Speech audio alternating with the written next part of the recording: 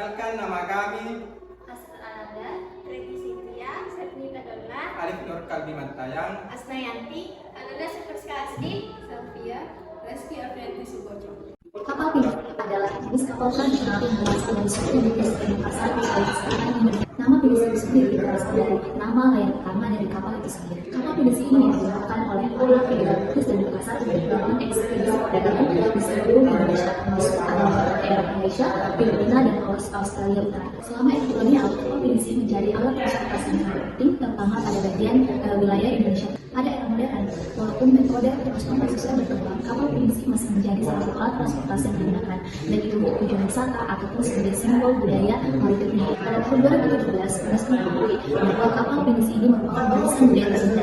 Hal inilah yang menjadi kesadaran dan apresiasi terhadap pembuatan kapal pinisi ke dunia. Kehadiran kapal pinisi ini terkadang adalah bagian dari untuk mempromosikan warisan maritim Indonesia ke internasional. Pengiriman kapal pinisi ke luar merupakan salah satu bentuk diplomasi budaya untuk memperkenalkan kekayaan dan tradisi warisan kapal maritim Indonesia kepada masyarakat. Pinisi ini selain menjadi salah satu keunggulan yang ada di budaya Indonesia, kapal pinisi juga ini menjadi salah satu untuk memperkenalkan dan menjaga tradisi budaya di panggung internasional. Pembuatan kapal pinisi merupakan tradisi yang sudah diwariskan secara turun-temurun. Nah, adapun peralatan pembuatan perahu. Pembuatan perahu diperlukan seperangkat alat di masa lampau dan yang dipakai dalam pembuatan sangatlah sederhana, dan setiap jenis peralatan yang dilakukan itu mempunyai fungsi dan kegunaan masing-masing. Nah, contoh ada beberapa alat yang digunakan seperti kapak, gergaji, pahat, bor, singkolo, catok, palu, besi dan ketam.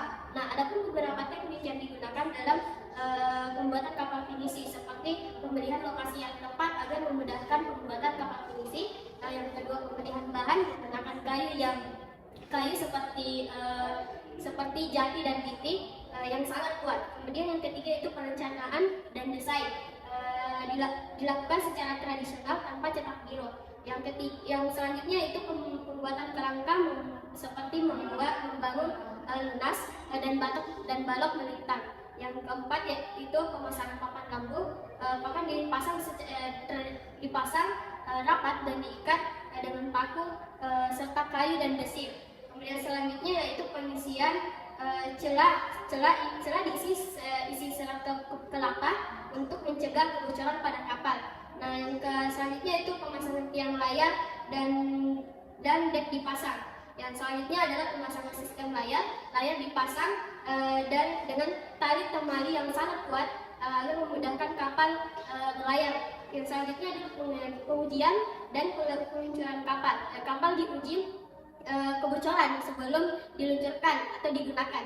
Nah, yang terakhir adalah perawatan rutin untuk menjaga kondisi kapal. Pembuatan kapal pinisi melibatkan keahlian dan pengalaman yang tinggi. Proses ini tidak hanya sekadar pekerjaan teknik, tetapi juga melibatkan aspek budaya dan tradisi yang kaya dari masyarakat pembuatnya.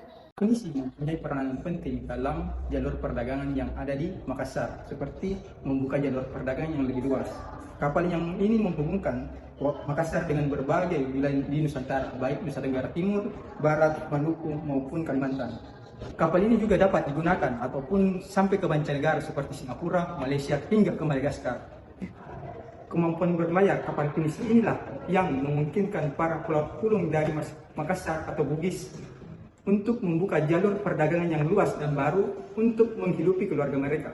Perdagangan ini membawa Makassar menuju kemakmuran yang lebih baik, sehingga menjadi salah satu pusat penting perdagangan maritim yang ada di Asia Tenggara. Yang ketiga yakni sebagai teknologi dan pengetahuan maritim. Kapal pinisi yang merupakan salah satu objek kreativitas oleh para leluhur kita memungkinkan mereka untuk berlayar dari Makassar hingga ke mancanegara. Yang terakhir yakni mempunyai dampak sosial serta budaya. Dikarenakan kapal pinisi yang selalu pergi ke luar daerah ataupun luar pulau serta luar negara, pastinya akan membawa budaya tersendiri dari kota Makassar ke mancanegara tersebut, sehingga budaya kita dapat dikenal lebih baik oleh para masyarakat di negara tersebut. Selanjutnya, kapal pinisi merupakan jenis kapal layar tradisional yang berasal dari Indonesia, khususnya dari suku Bugis dan Makassar di Sulawesi Selatan. Adapun beberapa karakteristik kapal pinisi, yang pertama itu desain dan konstruksi. Yang pertama itu layar, terdapat 2 tiang dan 7 layar utama, terdiri dari layar besar dan layar kecil. Kemudian yang kedua, bahan kapal ini biasanya terbuat dari kayu yang berkualitas tinggi, seperti kayu uli, kayu jati, kayu giting yang tahan terhadap laut dan cuaca. Kemudian ukuran panjang kapal pinisi bervariasi, namun pada umumnya berkisaran 20 sampai 35 meter dan dengan lebar antara 4 hingga 6 meter. Kemudian dek, kapal ini memiliki dek termasuk dek utama dan dek atas yang sering digunakan untuk mengangkut barang atau penumpang. Kemudian fungsi dan penggunaan.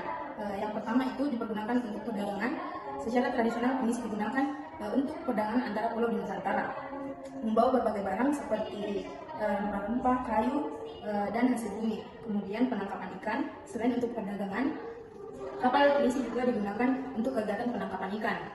Kemudian pariwisata. Pada zaman modern, banyak pinisi yang dibuat untuk tujuan pariwisata, menawarkan pengalaman berlayar yang autentik dan bersejarah kepada wisatawan. Kemudian kultur dan tradisi. Yang pertama itu simbolisme. Kapal pinisi bukan hanya sebagai alat transportasi, tetapi juga memiliki nilai simbolis dalam budaya Bugis dan Makassar. Sering dikaitkan dengan keberanian, keterampilan, dan petualangan. Kemudian upacara. Pembuatan kapal pinisi biasanya melibatkan berbagai upacara adat, termasuk pemilihan kayu yang dianggap suci dan ritual untuk melindungi kapal dan kru dari bahaya. Nenek moyangku adalah seorang pelaut. Judul tersebut tentunya sangat akrab dengan dunia kita di waktu kecil. Dari Sabang sampai Merauke dihubungkan oleh laut. Mau tidak mau sejak kecil kita pasti sudah sadar bahwa negara kita adalah negara maritim. Tentu tidak mengherankan kalau kita punya lagu anak-anak yang bertemakan di pelaut. Selain nenek moyang kita yang dikenal sebagai pelaut ulung, kita juga terkenal akan kapal tradisionalnya, yaitu kapal pinisi. Pada masa lalu, kapal pinisi merupakan tulang punggung pelayaran di Nusantara, terutama bagi suku Bugis dan Makassar yang ada di Sulawesi Selatan. Kehidupan sehari-hari di kapal pinisi kala itu diwarnai oleh berbagai peran yang dijalankan oleh awak kapal serta tradisi-tradisi yang diwariskan dari generasi ke generasi. Adapun kehidupan yang dijalani di atas kapal pinisi pada masa itu seperti pemimpin kapal atau nahkoda yang memiliki tanggung jawab penuh atas perjalanan kapal. Ia tidak hanya mengatur jalannya pelayaran tetapi juga bertanggung jawab atas keselamatan seluruh penumpang kapal dan barang-barang yang ada di sana. Sebelum berlayar biasanya dilakukan upacara adat untuk memohon perlindungan dan keselamatan kepada roh-roh laut dan nenek moyang. Upacara ini bisa melibatkan doa-doa, tabur bunga, dan pemberian sesajen ke laut. Laut dianggap memiliki roh yang harus dihormati. Awak kapal biasanya menjalankan berbagai pantangan atau tabu untuk menghindari kemarahan pelaut. Misalnya, tidak boleh bersiul di kapal karena percaya dapat mengundang badai. Kehidupan di kapal pinisi pada masa lalu sangat bergantung pada kerja sama tim dan kepercayaan kepada tradisi. Festival Kapal Pinisi. Nah, Festival Kapal Pinisi ini adalah acara budaya yang diadakan di Rotterdam, Makassar, Indonesia. Acara ini biasanya melibatkan pameran kapal-kapal pinisi yang merupakan bagian penting dari warisan maritim Indonesia. Kapal pinisi adalah kapal layar khas Indonesia yang telah lama digunakan oleh masyarakat pesisir di kepulauan Indonesia untuk keperluan perdagangan dan transportasi laut. Di Festival Kapal Pinisi, Anda dapat menyaksikan berbagai acara seperti regatta kapal pinisi, pameran kapal dan peralatan maritim Indonesia, pertunjukan seni dan budaya, serta kuliner khas daerah. Selain itu, sering pula diadakan workshop tentang pembuatan dan peralatan kapal pinisi, serta demonstrasi keterampilan nautika tradisional. Acara ini juga merupakan kesempatan bagi masyarakat lokal dan pengunjung untuk mempelajari lebih lanjut mengenai kapal pinisi dan memahami signifikasinya dalam sejarah maritim Indonesia. Festival ini juga menjadi wadah untuk mempromosikan dan memperkenalkan kebudayaan maritim Indonesia kepada wisatawan domestik maupun internasional. Selain itu, acara ini juga berpotensi menjadi ajang untuk memperkuat hubungan antar komunitas maritim, termasuk pelaut, penambang ikan, dan pengrajin kapal pinisi. Dengan demikian, Festival Kapal Pinisi bukan hanya sebuah acara budaya, tetapi juga merupakan upaya untuk melestarikan dan mempromosikan warisan maritim Indonesia, serta membangun kesadaran akan pentingnya pelestarian kapal pinisi dalam sejarah budaya Nusantara. Kapal pinisi telah digunakan oleh masyarakat Bugis dan Makassar di Indonesia sejak abad ke-14. Ekspedisi penting yang melibatkan kapal pinisi yaitu Sen Singalan.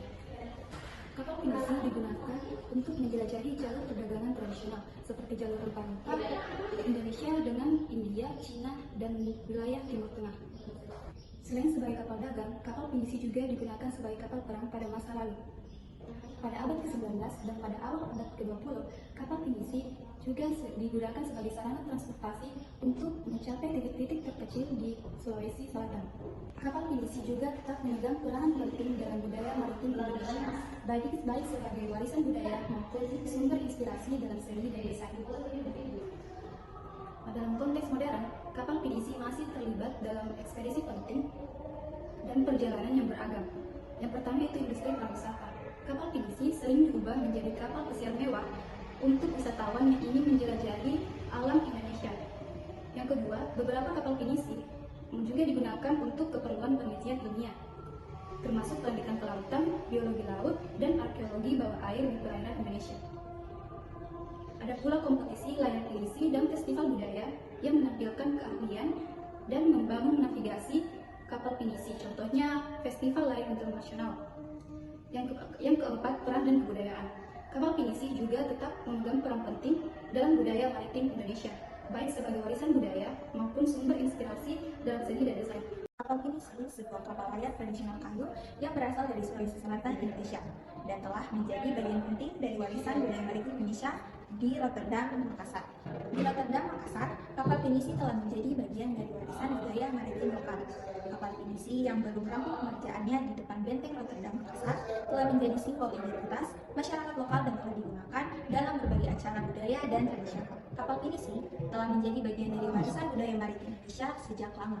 Kapal ini telah digunakan oleh para pelaut dan Bugis, Konjo, dan Mandar di Sulawesi Selatan sejak abad ke-16. Kapal pinisi dikenal dengan layar dan dua tiang utama, serta teknik pembuatan yang sangat memperhatikan ketelitian dari sisi teknik dan navigasi.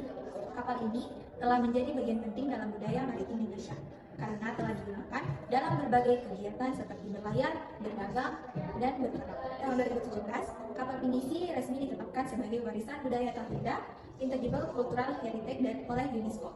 Penetapan ini berarti bahwa kapal pinisi telah diakui sebagai bagian penting dari warisan budaya Indonesia yang harus dilestarikan dan dipertahankan. Perkenalkan, nama saya Muhammad Agung. Di sini saya akan menjelaskan kepercayaan yang ada di Sulawesi Selatan. Di sini saya menampilkan hari-hari baik dan buruk untuk turun sawah dalam seminggu di kehidupan Sulawesi Selatan. Di sini juga dapat dibaca sendiri beberapa kepercayaan tradisional masih mewarnai kehidupan masyarakat petani di Sulawesi Selatan. Kepercayaan itu keseluruhan dari kepercayaan tersebut didasarkan pada nilai-nilai dan norma-norma yang harus dipatuhi untuk menghindari kegagalan dan malapetaka. Kepercayaan tradisional ini hidup pada masyarakat Sulawesi Selatan dari naskah Meong Paloe yang mengisahkan tentang Dewi Seri, Sang Hyang Seri atau Sang Seri yang dikawal kucing belang dalam pengembaraannya.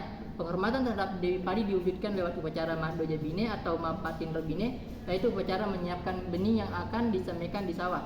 Di sini perlu dilihat sendiri ada beberapa simbol-simbol yang menjelaskan tentang hari-hari baik dan buruk untuk turun sawah dalam seminggu.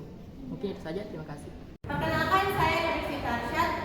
Saya akan memperkenalkan tentang bendi yang merupakan salah satu alat transportasi tradisional di pedesaan. Alat angkut ini rodanya terbuat dari kayu yang dibulatkan dan ujungnya dilapisi kuningan atau seng. Ujung roda atau ban terdapat alat yang runcing. Roda atau ban ini ada dua, kiri dan kanan. Untuk sandaran ikatan kuda agar jalannya seimbang. Di bagian depan dan belakang ada semacam tiang dari kayu untuk menghubungkan dengan kayu lis atapnya. Sedangkan atapnya terbuat dari terpal sehingga tidak mudah robek akibat kena hujan atau panas. Ban atau roda dari bendi ini terbuat dari karet dan pelekatnya terbuat dari kayu. Jok atau tempat duduknya dari sabuk kelapa atau kain yang dibungkus rapi. Bendi biasanya disebut dengan dokar, merupakan salah satu alat transportasi yang menggunakan tenaga kuda dan menjadi alat angkutan barang dan untuk warga ke pasar. Selain bebas polusi, bendi mampu bertahan dalam serbuan berbagai sarana angkutan modern.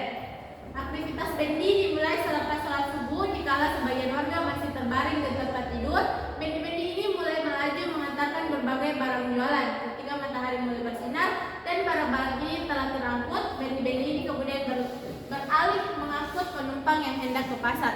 Mungkin itu saja cerita singkat tentang alat transportasi tradisional bendi. Terima kasih. Perkenalkan, saya Rika Wulandari. Di sini saya akan menjelaskan peralatan pembuatan perahu. Membuat perahu diperlakukan seperangkat alat di masa lampau. Peralatan yang dipakai dalam pembuatan perahu sangatlah sederhana dan setiap jenis alat fungsi atau kegunaannya masing-masing mempunyai kegunaan seperti yang pertama kapak. Kapak berfungsi sebagai alat untuk menebang, memotong dan membentuk bahan perahu sesuai dengan yang diinginkan. Yang kedua, gergaji. Gergaji berfungsi sebagai alat untuk membelah balok kayu yang akan digunakan sebagai dinding dan lantai perahu. Yang ketiga, pahat. Pahat berfungsi sebagai alat untuk membuat lambung serta untuk meratakan pinggir papan atau balok.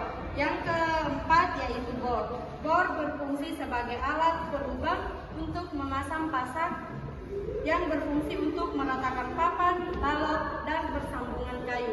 Kemudian yang kelima yaitu singkolok. Berfungsi untuk merapatkan papan atau komponen lainnya. Kemudian yang keenam, cato, alat untuk merapatkan kayu yang disambungkan pada pembuatan perahu. Yang ketujuh ada palu kayu.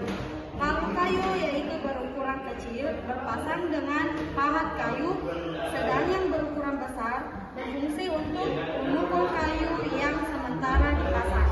Kemudian yang kedelapan yaitu basi yang berfungsi untuk membuat tanda pada bagian kayu yang akan diluruskan.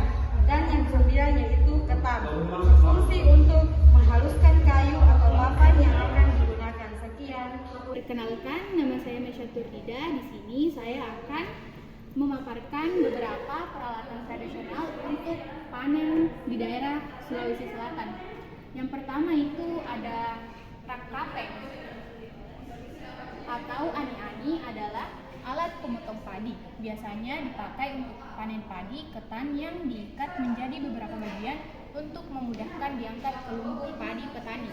Yang kedua ada kandao atau sabit, berfungsi sebagai alat pemotong tangkai padi untuk kemudian dirontokkan bulir-bulirnya dengan mempergunakan alat pas sampah. Yang ketiga ada palo atau tutup kepala, dipakai sebagai alat pelindung dari terik matahari. Ada yang terbuat dari daun nipah, ada pula dari kulit bambu yang dianyam. Sekian. Perkenalkan, nama saya Mirnawati. Nah, di belakang saya ini ada peralatan untuk pemeliharaan padi. Nah, kegiatan bercocok tanam khususnya dalam proses penamaan padi di sawah maupun di ladang mendorong untuk berkembang teknologi tradisional yang mendukung kualitas tanaman yang terbaik. Nah, untuk penentuan waktu tanam padi yaitu dengan berpedoman pada pengetahuan secara turun-temurun dari leluhur untuk menghasilkan tanaman yang baik. Nah, untuk peralatan pemeliharaan padi yang pertama ada pisau bele untuk membersihkan rumput kecil. Nah, yang ini ada bangkung lampe atau parang panjang untuk memotong atau menebas rumput-rumput liar. Nah, yang di sini ada yang namanya bingkung atau cangkul untuk memperbaiki pematang sawah, membersihkan rumput, dan memperbaiki pengairan sawah. Nah, yang terakhir adalah basero anango untuk menghalau hawa padi. Perkenalkan, nama saya Gina Tumriola. Di sini saya akan menjelaskan tentang lesung panjang. Lesung ini adalah salah satu peninggalan dari keturunan Raja Tolo di Kabupaten Jeneponto. Peralatan pengolahan padi ini memiliki ragam rias floralitis atau tumbuhan-tumbuhan pada kedua sisinya, yang bisa jadi sebagai pelambang atau simbol pencetus rasa cinta kepada alam dan saling keterkaitan antara manusia dan alam lingkungannya. Pada zaman dahulu, Lesung ini berfungsi sebagai peralatan upacara adat pesta panen yang dilaksanakan sebagai rasa syukur kepada Yang Maha Kuasa atas keberhasilan panen petani. Pesta adat ini dimeriahkan dengan berbagai atraksi mapadendang, ayunan, dan tarian. Muda-mudi yang biasanya menjadi ajang mencari jodoh. Sekian. Perkenalkan, nama saya Mudrika Syamsuddin. Di sini saya akan menjelaskan alat musik tradisional yang ada di Sulawesi Selatan. Di Sulawesi Selatan, khususnya masyarakat yang tinggal di daerah pedalaman dan terlebih dari kalangan bangsawan, sampai saat ini masih tetap melaksanakan upacara adat, yang utamanya upacara adat perkawinan, sunatan, kelahiran, yang dengan meriah sesuai dengan adat istiadat yang berlaku. Pada pesta upacara kegembiraan ini diwarnai dengan penggunaan berbagai alat musik sebagai pelengkap sakralnya upacara tersebut.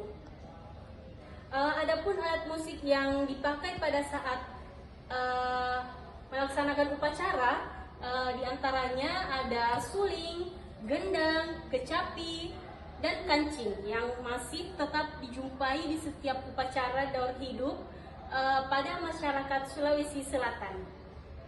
Perkenalkan, nama saya Nur Wahyuni dengan NIM 210501501001. Di belakang ini adalah miniatur bala asung.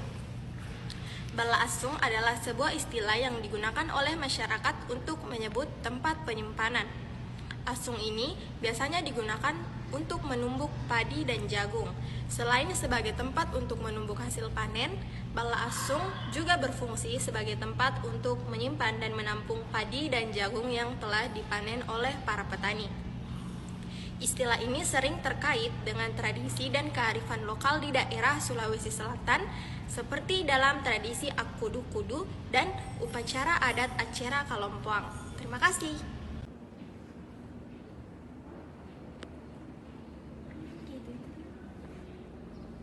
Cepat sekali Kak angkatannya.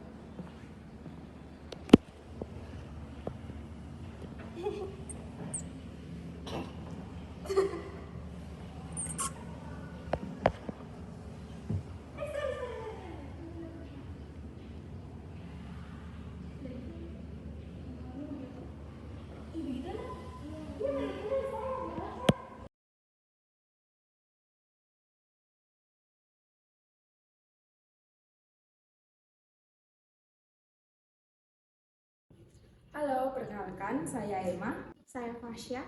Saya Nur Ainun. Saya Nur Putri Indasari Basir. Saya Syasyatul Sarima. Saya Irma Suryaningsi. Saya Abdul bin Anwar. Saya Muhammad Nurfala Setsijaya. Baik, di sini kita bisa lihat, di sini merupakan salah satu tradisi adat Toraja yang dimana orang meninggal itu dikubur.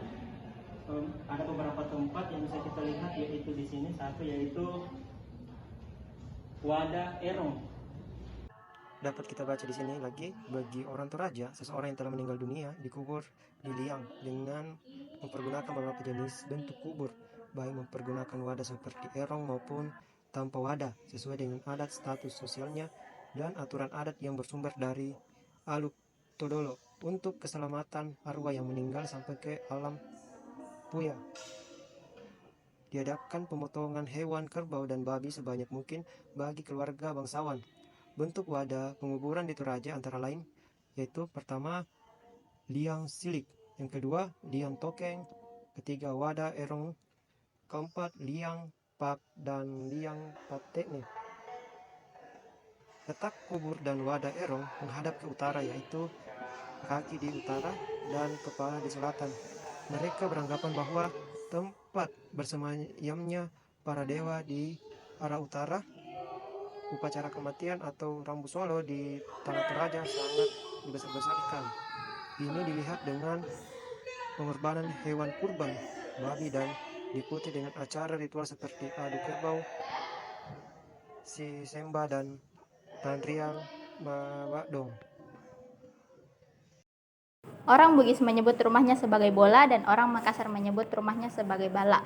Bugis Makassar dalam menentukan arah rumah, menentukan lokasi rumah, menentukan jalan menuju rumah, semuanya berdasarkan dengan kepercayaan yang telah diturunkan secara turun-temurun menurut adat istiadat.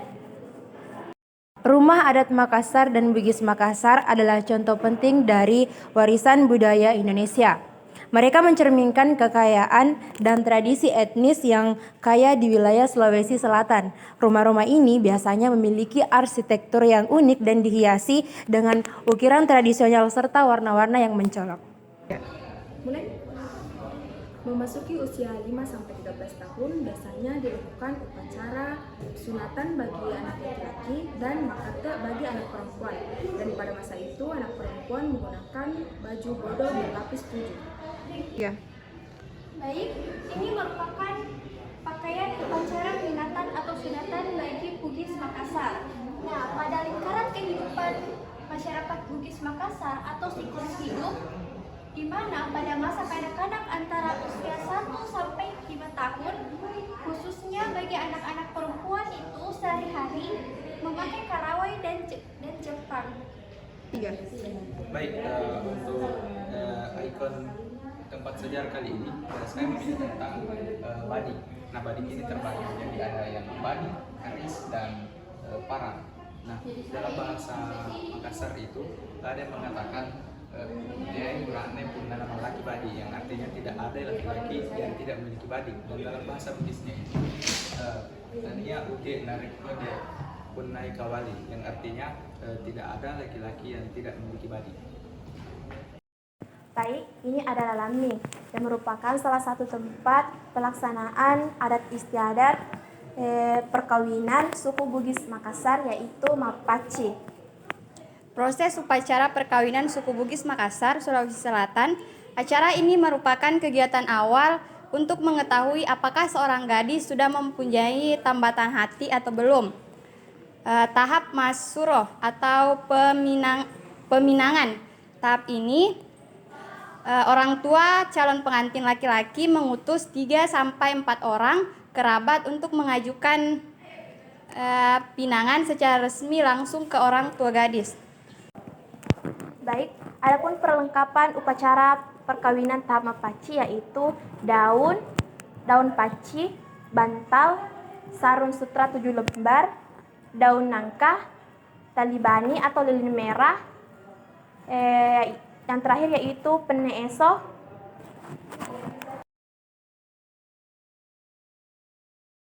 Perkenalkan, nama saya Muhammad Khairul Ansar. Jadi di sini saya akan menjelaskan mengenai benteng Rotterdam. Jadi benteng ini dibangun pada tahun 1945 oleh pemerintahan Raja Kedua 10 yang bernama Iman Bigau Daeng Boto Kareng Lakiung dengan gelar Kareng Tuni Palangga Pulawang. Pada awalnya benteng ini berbentuk segi empat seperti benteng Portugis. Namun ketika kerajaan Gua Telok menyerah setelah menandatangani perjanjian Bungaya pada abad ke-17, benteng Fort Rotterdam jatuh di tangan Belanda dan dibangun kembali oleh VOC menjadi sekarang ini. Pada awalnya benteng ini dibangun dengan material berupa tanah liat. Kemudian pada tahun 1634 ketika periode pemerintah Sultan Alauddin, konstruksi benteng ini diganti menjadi batu padas yang bersumber dari pegunungan Kars di daerah Maros. Benteng Ujung Pandang mengalami kerusakan fatal akibat serbuan VOC di bawah pimpinan Cornelis J. Supleman antara tahun 1655 sampai 1669. Kala itu kerajaan Gua Telok yang diperintah oleh Sultan Hasanuddin terpaksa menyerahkan benteng Ujung Pandang kepada Belanda.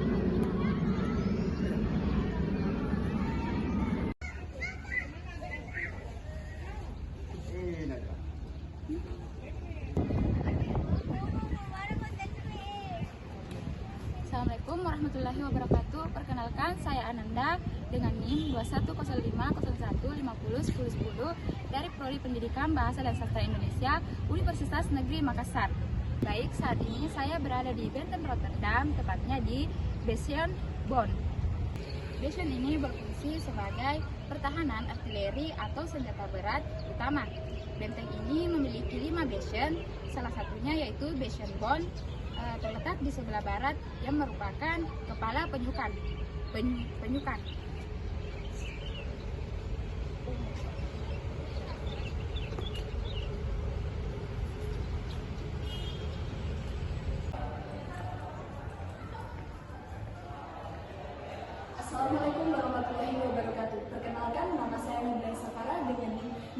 9 1110 3x3 siung.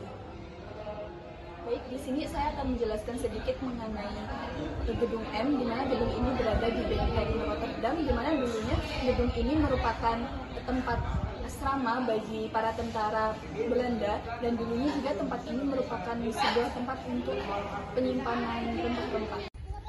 Perkenalkan, saya Mutia Ananti. Jadi sekarang saya sudah berada di samping gedung P Benteng Rotterdam. Jadi gedung ini terletak di tengah Benteng Rotterdam yang terdiri dari 2 lantai yang dulunya merupakan sebuah gereja yang digunakan oleh kolonial Belanda. Tapi sekarang digunakan sebagai aula pada lantai atas dan digunakan sebagai ruang pameran pada lantai bawah oleh BPCB Sulawesi Selatan. Gedung P ini terdapat 2 buah tangga pada bagian depan, yaitu sebelah kiri dan sebelah kanan.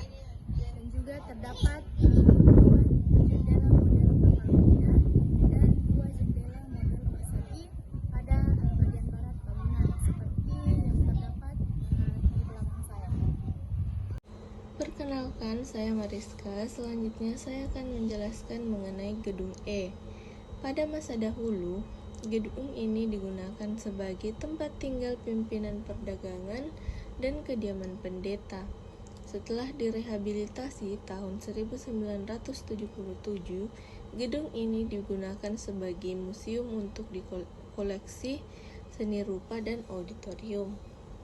Bangunan ini terdiri dari 2 lantai, di mana lantai dasar bagian depan mempunyai selasar yang ditopang oleh pilar segi 4 dengan tinggi 3 meter sebanyak 12 buah yang tersusun oleh batu bata. Bangunan kiri dan kanan masing-masing 6 buah pilar. Bangunan ini terdiri dari 2 bangunan yang dipisahkan oleh dinding dan tidak mempunyai pintu penghubung. Setiap bangunan mempunyai taman di bagian belakang. Pada bagian taman terdapat ruangan-ruangan yang bagian depannya terdapat selasar yang tidak memakai penopang. Kenalkan, nama saya Muhammad Hasriadin. Saya sekarang berada di gedung K. Luas bangunan ini adalah 556,2 meter persegi. Membujur dari utara ke selatan, menghadap ke barat terletak pada dinding timur, yang bagian belakangnya melekat pada dinding benteng sebelah timur. Dahulu bangunan ini digunakan sebagai balai kota. Setelah direhabilitasi tahun 1976, digunakan sebagai kantor berkas sejarah dan purbakala wilayah Sulawesi Selatan, lalu berganti menjadi BPCB Sulawesi Selatan. Baik, perkenalkan, nama saya Adi Muhammad Saski Syahab. Nah, di kali ini saya akan menjelaskan di Benteng Rotterdam ini ada bangunan L. Nah, di mana bangunan ini berarsitektur Renaissance dengan bentuk segi 4 panjang. Nah, saya ini terdiri dari 2 lantai. Lantai dasarnya menjadi semacam landasan dari bagian atasnya, dan pada bagian atasnya itu atau atap membentuk sebuah kubah. Nah, jendela pada lantai dasar berbentuk pelengkung dan plaster pada serambi lantai 2 tersusun monoton yang merupakan ciri arsitektur Renaissance. Selanjutnya, atap selasar pada bagian depan lantai 2 lebih menjorok ke depan. Bangunan ini terletak pada basement Amboina atau timur laut. Pada zaman dahulu terdapat bangunan di atasnya, namun sekarang hanya nampak 2 buah bangunan yang dipisahkan oleh lorong menuju ke atas bastion. Perkenalkan, nama saya Hikmah Mukninur Anissa, Program Studi Pendidikan Bahasa dan Sastra Indonesia, Fakultas Bahasa dan Sastra, dengan NIM 210501500007. Nah, saat ini saya berada di Benteng Rotterdam. Benteng Rotterdam terletak di tepi pantai. Benteng Rotterdam terletak di dekat pantai. Nah, agar para penjaga keamanan bisa mengamati atau menahan setiap kemungkinan yang ada. Contohnya tentara-tentara asing yang datang ke Makassar. Benteng Rotterdam uniknya karena dia berbentuk seperti penyu. Nah, didirikan sejak tahun 1545 dengan nama Fort Rotterdam. Sekian, terima kasih. Wassalamualaikum warahmatullahi wabarakatuh.